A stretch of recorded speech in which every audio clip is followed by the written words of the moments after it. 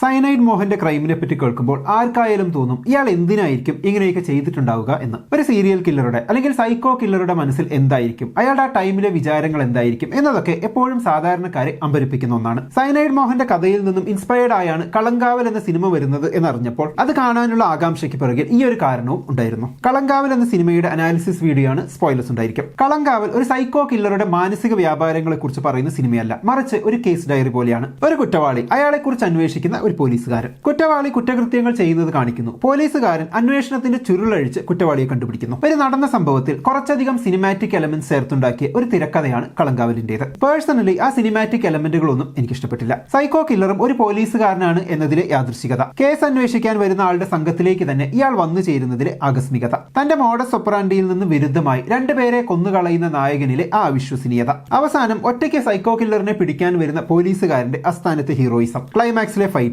End ക്രെഡിറ്റിലെ ambiguity, ഇതൊക്കെയാണവ. തിരക്കഥയിലെ എനിക്ക് ഇഷ്ടപ്പെടാത്ത സംഭവങ്ങളാണ് ഇതൊക്കെ. ഇത് മാറ്റി നിർത്തിയാൽ ബാക്കിയെല്ലാം ഇഷ്ടമായി. സിനിമ നല്ല എൻഗേജിംഗ് ആണ്, ആ ഹൊറർ ഫീൽ നിലനിർത്താൻ സാധിക്കുന്നുണ്ട്, വെറൈറ്റി അറ്റംപ്റ്റ് ആണ്. ഇനി പ്രധാന അഭിനേതാക്കളിലേക്ക് വരാം. മമ്മൂട്ടിയുടെ പ്രതിനായക സ്വഭാവമുള്ള സൈക്കോ കില്ലർ നായകൻ, വിനായകന്റെ കേസ് അന്വേഷിക്കുന്ന പോലീസുകാരൻ എന്ന മറ്റൊരു നായകൻ, ഇവരിലൂടെയാണ് സിനിമ മുന്നോട്ട് പോകുന്നത്. മമ്മൂട്ടി തുടക്കത്തിൽ തന്നെ ഒരു പരകായ പ്രവേശം പോലെയാണ് ആ കഥാപാത്രത്തിലേക്ക് മാറിയതെന്ന് തോന്നിപ്പോകും. നമുക്ക് പരിചയമുള്ള മമ്മൂട്ടിയെ തുടക്കത്തിലൊന്നും കാണാൻ കഴിയില്ല. ലുക്ക് കൊണ്ടായാലും മാനറിസം കൊണ്ടായാലും സംസാര രീതി കൊണ്ടായാലും. സയനൈഡ് മോഹനെ ശരിക്കും ഓവർലാപ്പ് ചെയ്തു വെച്ചതുപോലെ ഒരു ലുക്ക് വന്നിട്ടുണ്ട് പല ഫ്രെയിമുകളിലും. സ്ലാങ് കറക്റ്റ് മീറ്ററിൽ പിടിച്ച് പ്രേക്ഷകരെ ഇംപ്രസ് ചെയ്യിക്കുന്നതിൽ മമ്മൂട്ടി ഒരു അത്ഭുതമാണെന്ന് ഈ സിനിമയിലും തെളിയിച്ചു. സ്വാഭാവിക അഭിനയ രീതിയാണ് സിനിമയിൽ എല്ലാവർക്കും. ആ ഒരു രീതിയാണ് സിനിമ ഫോളോ ചെയ്യുന്നത്. വിനായകന്റെ ഡയലോഗ്സ് ഒഴിച്ചു നിർത്തിയ വിനായകന്റെ പെർഫോമൻസ് ഇത്തിരി കൺഫ്യൂഷൻ ഉണ്ടാക്കുന്നുണ്ട്. മറ്റുള്ളവരുടെ സ്വാഭാവിക ഡയലോഗ് ഡെലിവറിയിൽ നിന്നും അത് മാറി നിൽക്കുന്നു. വിനായകൻ ഗംഭീര പെർഫോമർ ആണെന്നതിൽ സംശയമില്ല. പെർഫോമൻസ് വൈസ് ഈ സിനിമയിലും അത് കാണാം. ആ കണ്ണട എടുത്തു വെച്ച് വായിക്കുന്നിടത്തും ഊരി പോക്കറ്റിൽ ഇടുന്നതും അങ്ങനെ കുറെ ഇടങ്ങളിൽ ആ സ്വാഭാവിക അഭിനയത്തിന്റെ പീക്ക് കാണാം. എന്നാൽ ആ കഥാപാത്രത്തിന് ഡയലോഗ്സ് മാത്രം എഴുത്തു രീതിയിലാണുള്ളത്. അതായത് നമുക്ക് സംസാര രീതിയും എഴുത്തു രീതിയും ഉണ്ട്. ഉദാഹരണത്തിന് 20-ൽ പരം എന്നോ മറ്റോ വിനായകന്റെ പോലീസുകാരൻ ഒരു സാധാരണക്കാരനോട് പറയുന്ന ഒരു ഡയലോഗ് ഉണ്ട്. നമ്മൾ സാധാരണ അങ്ങനെ സംസാര ഭാഷയിൽ ഉപയോഗിക്കാത്തൊരു വാക്കാണ് പരം എന്നത്.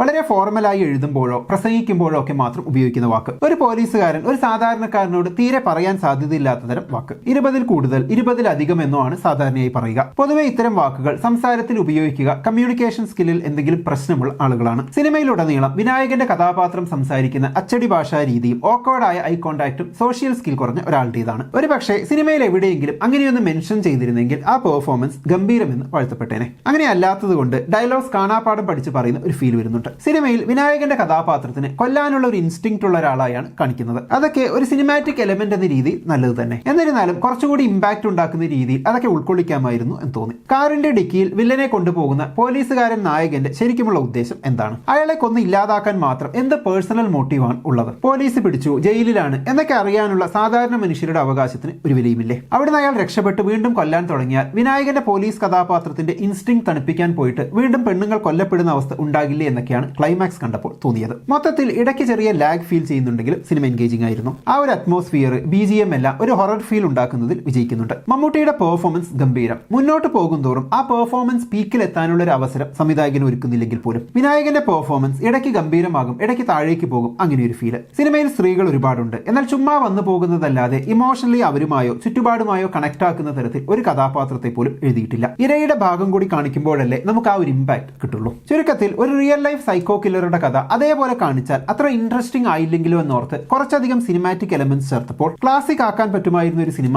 ജസ്റ്റ് എബോവ് ആവറേജ് എക്സ്പീരിയൻസിൽ ഒതുങ്ങിയതായിട്ടാണ് എനിക്ക് ഫീൽ ചെയ്തത്. സ്വാഭാവികമായും ഓരോരുത്തരുടെ എക്സ്പെക്ടേഷൻ അനുസരിച്ചായിരിക്കും അത്. ഉദാഹരണത്തിന് സൈക്കോ കില്ലർ ഓരോ ഇരയുടെയും ചിത്രം വരയ്ക്കുന്ന ഒരുപാട് സീനുകൾ സിനിമയിലുണ്ട്. പക്ഷേ ഒരു പ്രേക്ഷകൻ എന്ന നിലയ്ക്ക് അതൊക്കെ കുറച്ച് എന്തുകൊണ്ട് അയാൾ അങ്ങനെയെന്നറിയാനുള്ള ഒരു ശ്രമം സിനിമ നടത്തിയിരുന്നെങ്കിലെന്ന് തോന്നിപ്പോയി. ഓരോ കൊല നടക്കുമ്പോഴും അയാൾ കേൾക്കുന്ന ആ പാട്ട്, അത് ക്രിയേറ്റ് ചെയ്യുന്ന വൈബ് പെർഫെക്റ്റ് ആയി തോന്നി. സിനിമയിലെ കളർ ഗ്രേഡിംഗ് ജെഫ്രി ദാമറിനെ ബേസ് ചെയ്ത് നെറ്റ്ഫ്ലിക്സിൽ ഇറങ്ങിയ ആ സീരീസിന്റെ ഏതാണ്ട് അതേ കളർ ടോൺ പിടിച്ചതുപോലെ തോന്നി. അതും ആ മൂഡ് സെറ്റ് ചെയ്യുന്നതിൽ നന്നായി വിജയിച്ചതായി തോന്നി. പിന്നെ വിനായകന്റെ ക്ലൈമാക്സിലെ എന്തുകൊണ്ട് തനിക്ക് നത്ത് എന്ന പേര് കിട്ടി എന്ന് പറയുന്ന ഭാഗവും ഇഷ്ടപ്പെട്ടു. അപ്പൊ എന്താണ് കളങ്കാവൽ എന്ന സിനിമയെ കുറിച്ചുള്ള നിങ്ങളുടെ അഭിപ്രായം? കമന്റ് ബോക്സിൽ എഴുതുമല്ലോ. നമുക്ക് അടുത്ത വീഡിയോയിൽ വീണ്ടും കാണാം. ബൈ.